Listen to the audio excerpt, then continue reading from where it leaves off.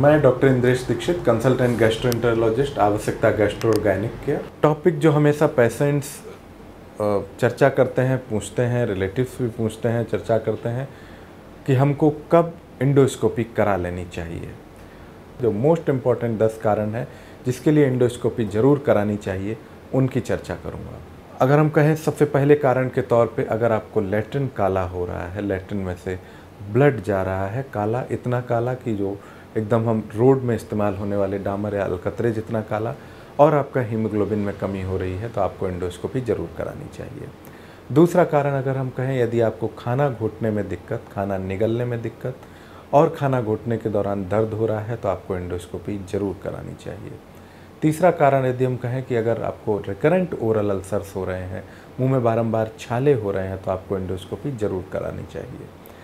चौथा कारण अगर हम कहें कि आप लंबे समय से रिफ्लक्स डिजीज़ और कॉमन ट्रीटमेंट जो रिफ्लक्स डिजीज़ के लिए ये देते हैं, उससे आराम नहीं मिल रहा है। रिफ्लक्स डिजीज़ मतलब आपको खाना या एसिड बारंबार मुंह में आ जा रहा है, गले में आ जा रहा है और आपके गले को जलन कर रहा है, तो आपको ज़रूर कराना चाहिए। अगले कारण को अगर हम कहें, अगले रीजन को अगर हम कहें, तो यदि आपको आमाशय यानी कि पेट के ऊपरी हिस्से में दर्द, जलन हो रही है, तो आपको ज़रूर कराना चाहिए। यदि आप अत्यधिक गैस से पीड़ित हैं तो आपको, और लंबे समय से पीड़ित हैं तो आपको तो ज़रूर कराना चाहिए। अगर आप बर्पिंग से बहुत ज़्यादा पीड़ित हैं, बहुत ज़्यादा डकार से पीड़ित हैं, तो आपको अवश्य एंडोस्कोपी करा लेनी चाहिए।